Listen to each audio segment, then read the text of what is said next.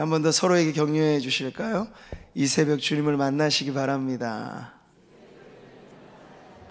은혜의 보좌 앞에 나아가십시오. 아멘. 자, 우리는 어제 오후 찬양, 제가 일종의 개막 설교로 뜻을 정한 인생이 과연 어떤 것인지, 무엇보다 우리는 시기적으로, 상황적으로, 또 개인의 삶의 형편에서 정말 뜻을 정하지 않으면 안 될 때를 살고 있다 하는 것을 보았습니다. 자, 그런데 뜻을 정한다라고 하는 것은 좀 구체적인 의미이고 하나님 앞에 간절하게 나아가는 그 기도가 반드시 필요하다 하는 것을 보았죠. 그리고 그렇게 뜻을 정하여 하나님 앞에 나오는 인생을 하나님은 그냥 두지 않으십니다. 뜻을 정하여 하나님 앞에 나오는 인생에게 예비하신 놀라운 축복, 복 중의 복, 우리 하나님을 만나는 복을 주시는 줄 믿습니다. 자, 우리는 이어지는 오늘 본격적인 특세를 통해서 이제 그 뜻을 정한 모델들을 좀 성경을 통해 찾아보려고 해요. 이걸 조금 더 구체화시킨 모델이 필요한데, 여러분, 모델을 찾는다는 건 무슨 말일까요? 좀 모호하고 추상적이지 않고 아주 구체적으로, 아주 명확하게 무엇을 보고 우리가 본받는다, 이런 의미를 우리가 모델을 찾는다 하는 것인데, 신앙 세계가 생각보다 사실 추상적이잖아요. 마음 먹게 달렸다고 하지만 이 마음은 보이지가 않는 법이고, 영이신 하나님도 우리의 육안으로 배울 수 없고, 근데 그런 이 모든 모호함이 다소 있습니다. 그렇기 때문에 우리는 신앙하며 산다는 것이 단순히 개념의 문제가 아니고 무슨 철학의 문제가 아니고 그것은 실제하는 삶의 문제인데, 그러려면 삶으로서 다가오는 모델이 필요하다 하는 걸 알 수 있어요. 제가 이따금 이렇게 소개하기도 하는 파스칼의 신앙 간증이 참 놀라운데, 그 사람 당대 지금도 마찬가지로 천재 과학자 또 철학자인데 하나님을 뜨겁게 만난 사람이에요. 불체험을 하였던 신앙인이기도 하였는데, 그가 하나님을 만나자마자 고백하는 건 놀랍게도 하나님은 철학자들과 학자들의 하나님이 아니고 성경에 기록된 대로 당신은 아브라함의 하나님, 이삭의 하나님, 야곱의 하나님. 그 평안, 확신, 기쁨. 이 철학자의 언어로는 사뭇 어울리지 않는 아주 단순 명료하게 아주 체험적인 그런 고백을 적어다가 자기 옷소매 안쪽에 딱 꿰매놨어요. 누구도 보지 않게. 그래서 죽은 다음에 이게 발견된 거예요. 야, 이 사람이 이렇게 하나님을 뜨겁게 만났구나. 그런 인생이 바뀌어질 수밖에 없는 것이죠. 그가 만난 하나님뿐만 아니라 오늘 우리가 만나는 하나님은 인격적인 하나님이십니다. 살아계신 하나님이시죠. 우리의 삶 가운데 찾아오시는 하나님이세요. 우리가 부를 때 응답하시는 하나님이세요. 아브라함의 하나님이라고 하는 고백엔 바로 이러한 의미가 담겨져 있죠. 자, 우리가 성경을 통해 뜻을 정한 모델을 우리가 이번 한 주간은 좀 살펴보겠는데요. 그 첫 번째 인물이 그래서 아브라함을 보는 것입니다. 이 아브라함의 인생 중에 아주 뚜렷하게 새겨져 있는 뜻을 정하여 하나님 앞에 나아갔던 그 경험의 이야기, 그 체험의 이야기가 바로 여기에 있습니다. 자, 어느 날 하나님 아브라함의 그간의 금지옥엽 이렇게 키웠던 아들을 바치라고 갑작스럽게 말씀하세요. 예고장도 없이. 2절의 말씀이 그렇죠. 내 아들, 내 사랑하는 독자 이삭을 데리고 모리아 땅으로 가서 내가 내게 일러준 한 산 거기서 그를 번제로 드리라. 한자 한자, 여기 한 문장이지만 한자 한자가 아브라함의 가슴에 못을 박는 말씀이죠. 심장을 찌르는 아프게 다가오는 말씀이에요. 이삭이 그냥 이삭이 아니잖아요. 불임 부부였던 그 아브라함과 사라가 25년의 약속의 긴 세월 기다리다가 얻은 아들이란 말이죠. 보물 제1호예요. 근데 이걸 하나님께서 그냥 주라고 하신 것도 아니에요.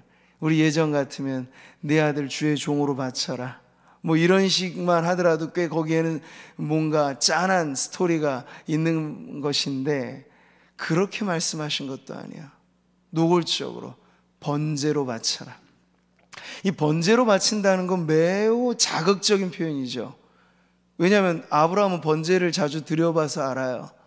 번제로 바쳐질 희생 제물은 반드시 죽어야 한다는 사실, 그리고 그냥 죽어서 끝나는 게 아니라 각을 떠야 한다는 사실, 그리고 그것이 온전히 살라질 때까지 불태워야 한다는 사실. 이 번제로 바치라고 하는 건 그냥 언어 유희가 아닌 겁니다. 권유가 아니었어요. 바쳐라, 명령이었어요. 타협 불가로 다가오는 이 말씀이죠. 잔잔한 호수에 큰 돌덩어리를 던지면 파동이 일어난단 말이에요. 지금 아브라함의 마음에 얼마나 큰 파동이 일어났겠습니까? 흔들리지 않을 수 없죠. 흔들리지 않으면 정상이 아닙니다. 이런 말씀을 듣는데도 충격을 안 받는다, 그건 정상일 수 없어요. 아브라함과 같은 지금 믿음의 수준이었다면 적어도 하나님이 갑자기 찾아오셔서 야, 네 재산의 일부를 바쳐야겠다. 네 하나님 감사합니다, 드렸을 것 같아요. 아니, 아브라함 자신에게 너 이제껏 사노라고 열심히 살아왔지? 남은 인생은 나를 위해 좀 살아야겠다. 저 머나먼 곳 내가 너를 선교사로 파송할 테니 가거라 하면 네 하나님 가겠습니다. 아마 아브라함의 믿음은 이런 정도에서는 크게 동요되지 않았을 것 같아요. 근데 이건 좀 다른 문제죠. 아브라함이 죽는 문제보다 더 힘든 문제예요. 아브라함의 전 재산을 드리는 것보다 더 어려운 문제예요. 죽기보다 힘든 결단을 요구하는 문제입니다. 사랑하는 성도 여러분, 우리의 인생 중에는 신앙의 시험이 있고 인생의 시련이 있습니다. 근데 그런 문제는 반드시 하나의 조건이 있어야 풀려요. 막다른 길목까지 하나님께서 몰아가실 때는 뜻이 있거든요.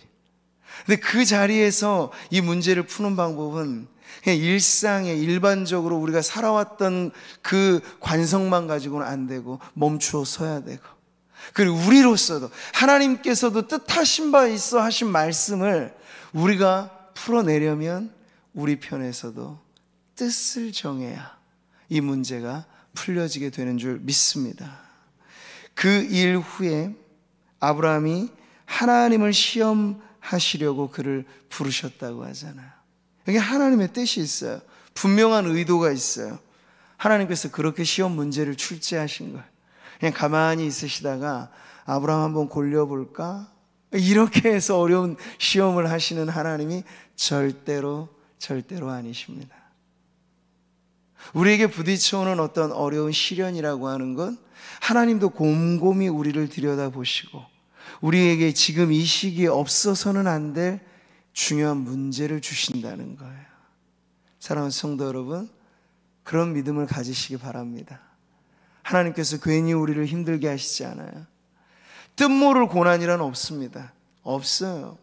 하나님께서 분명한 의도를 가지고 시험 문제를 주시는 거예요. 그리고 이걸 풀었을 때 이 문제를 접하기 이전과 다른 신앙의 자리로 우리를 인도하실 계획을 가지고 이 문제를 내신다는 거죠. 그래서 우리는 하나님이 우리에게 시험하실 때 이건 유혹이 아니고 테스트입니다. 하나님의 시험은 테스트라고요. 그럴 때 우리는 출제자의 의도를 먼저 잘 이해하려고 애를 써야 돼요. 나대로 끙끙 앓면서 이거 어떻게 하지 이렇게만 해서는 안 되고, 하나님이 나를 사랑하시는 하나님이, 독생자도 아낌없이 주신 하나님이, 지금도 나와 함께 하시는 하나님이 이러한 시험을 주셨을 땐 하나님이 반드시 의도와 목적이 있으실 거야. 그 출제자의 의도를 잘 파악해야 답을 찾기가 어렵지 않은 법이에요. 여러분, 한 가지 분명히 아십시오. 하나님이 주시는 시험은 뜻을 정해야만 풀립니다. 우리는 다른 사람의 고통은 아무리 커도 그게 작게 보여요. 강 건너에 일어난 불은 구경거리입니다. 그러니 오늘 이런 말씀을 우리가 아브라함의 입장에서 한번 대입해 보고, 그리고 근소하게나마 우리에게 찾아오는 이 시험이 어떠한 의미가 있는지를 더 살펴보게 되면 이 말씀 속으로 우리가 더 들어갈 수 있겠죠. 여러분, 이삭을 바치라. 거듭 말씀드리지만 이건 상징이 아니에요. 비유로 말씀하신 게 아니에요. 아주 생생한 그냥 리얼 그 자체 요구하신 거죠. 직설적으로. 자, 그리고 나서부터 이제 하나님은 아브라함을 예의주시하시는 겁니다. 아브라함이 이 문제를 어떻게 풀어갈까? 하나님도 곰곰이 더 아브라함을 지금 들여다보시는 거예요. 여러분, 이 문제에 우리가 한 가지 단서가 있어요. 문제를 언제까지 풀어라는 기한이 없죠. 이걸 아브라함 편에서 충분히 이용할 수도 있었을 것 같아요. 야, 그거 참 어려운 문제긴 하다. 그런데 하나님 언제까지 바치라는 말씀 안 하셨네? 그럼 내가 조금 더 고민해 봐야지. 하나님이 어려운 문제를 주셨으니 나도 좀 이걸 풀려면 시간이 필요해 해서 이걸 질질 끌 수도 있을 그런 이 타협의 여지가 없지는 않아요. 하나님께서 언제까지 딱 시험 풀 기한을 정하신 게 아니니까. 우리 자녀들도 뭐 중간 기말고사 보고 수능도 보고 뭐 이렇게 하면요, 시험이 왜 어려운 겁니까? 시간이 딱 정해져 있거든요. 근데 한 문제 두고 시간 주지 않고 오픈 테스트라고 하잖아요. 그거 알아서 다 풀라고 하면 100점 못 받을 사람 별로 없을 것 같아요. 근데 시험이 어려운 건, 진땀이 나는 건 시간이 정해져 있는데 시간 내에 이게 풀기가 어려워서 그런 거예요. 근데 아브라함에 찾아온 시험에는 시한은 없어요. 기한은 따로 없어요. 자, 그런 바탕에서 오늘 우리가 이 말씀을 보는 겁니다. 그럴 때 저는 가장 빛나는 구절이 이 구절인 것 같아요. 3절이죠. 우리 같이 한번 읽어보겠습니다. 아브라함이 아침에 일찍이 일어나 낙 위에 안장을 지우고 두 종과 그의 아들 이삭을 데리고 번제에 쓸 나무를 쪼개어 가지고 떠나 하나님이 자기에게 일러주신 곳으로 가더니. 네, 가장 빛나는 대목이에요. 뜻을 정한 인생이란 무엇일까? 뜻을 정한 인생의 실제 모습은 무엇일까를 보여주는 대목이에요. 옛말에 이러한 글귀가 있습니다. 세월이 좀 추워져 봐야 소나무와 잣나무가 가장 늦게 진다는 것을 알 수 있다. 그러니까 겨울에 한창 추위가 되면요, 여름이나 가을에 푸릇푸릇하고 봄에 아주 생명력 넘쳐 보이는 그 나무들과 섞여 있을 때는 모르는 소나무와 잣나무의 진가가 드러난다는 거죠. 아주 추운 겨울에도 그 푸르름이 사라지지 않는 것을 통해서. 그래서 이런 말이 나오는 거예요. 사람은 시련을 겪어보면 그 진면목을 알 수 있다. 여러분, 인생 일대 이 시험을 통해 우리는 아브라함이 그야말로 우리 모두의 지금까지도 이 믿음의 조상이라 불려지기에 정말 귀한 그런 믿음의 모델이구나 하는 걸 알 수 있는 거예요. 아침에 일찍이. 이 말은 뭐죠? 전날에 하나님의 말씀을 듣고 나서. 출제하신 분은 기한을 따로 정해주시는 않았지만 아브라함이 이 시험을 풀 때 뜻을 정하는 그 사이의 시간이 언젠가를 우리는 알 수 있어요. 하룻밤새. 어젯밤에 우리가 잠을 자고 오늘 새벽에 깨었잖아요. 요 어간에 아들 바치리라는 뜻을 정해버린 것이죠.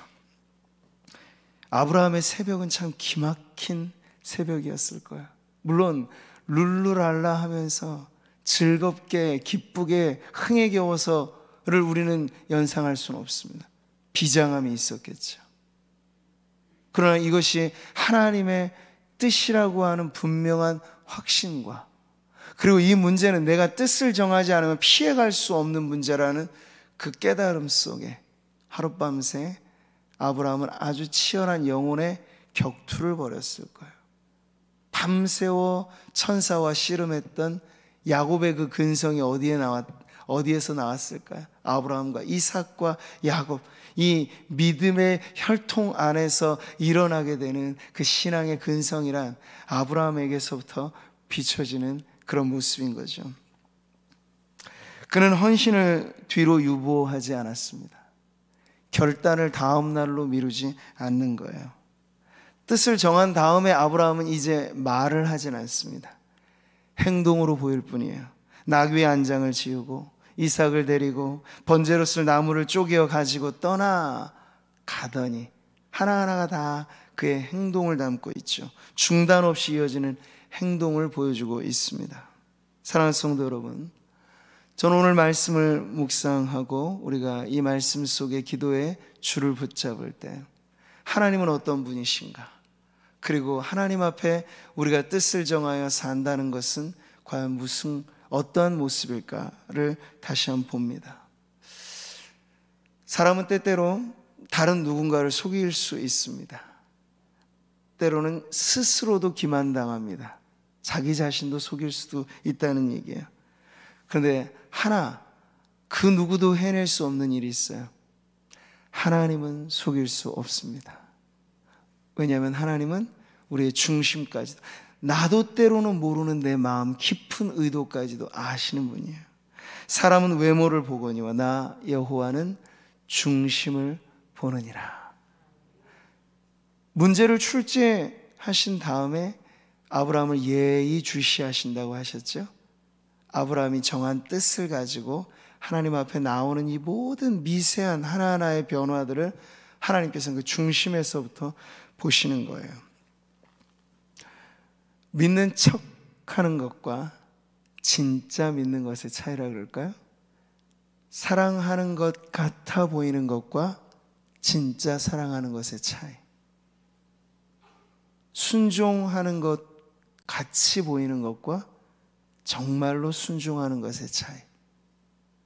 사람들은 그걸 구별하기가 쉽지는 않아요. 그러나 하나님은 아시죠.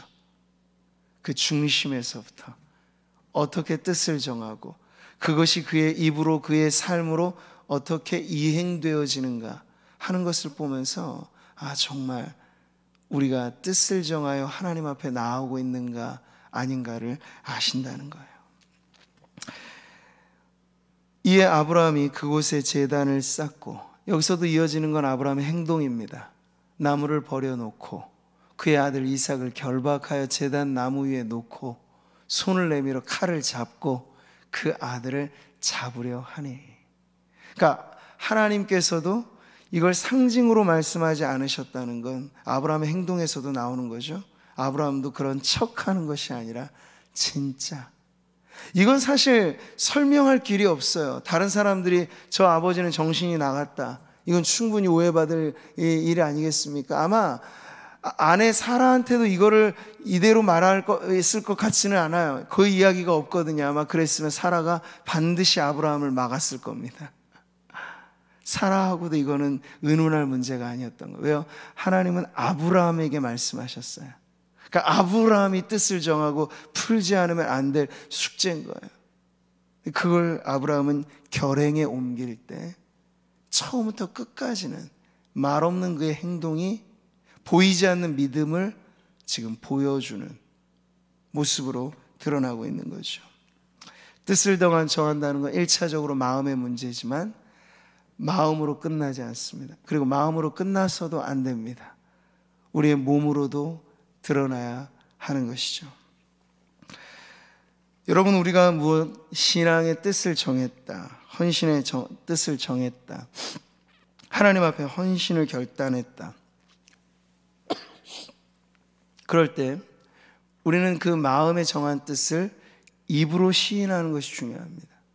그래서 여러분, 이건 아주 중요한 원리잖아요. 사람이 마음으로 믿어 의에 이르고 입술로 시인하여 구원에 이른다 라고 하는 건 보이지 않는 신앙이 보이는 고백과 삶으로서까지 드러날 때 온전히 확인될 수 있다는 것인데, 여러분, 뜻을 정한다는 것도 바로 이런 원리가 있습니다. 마음의 문제예요. 1차적으로 마음의 문제.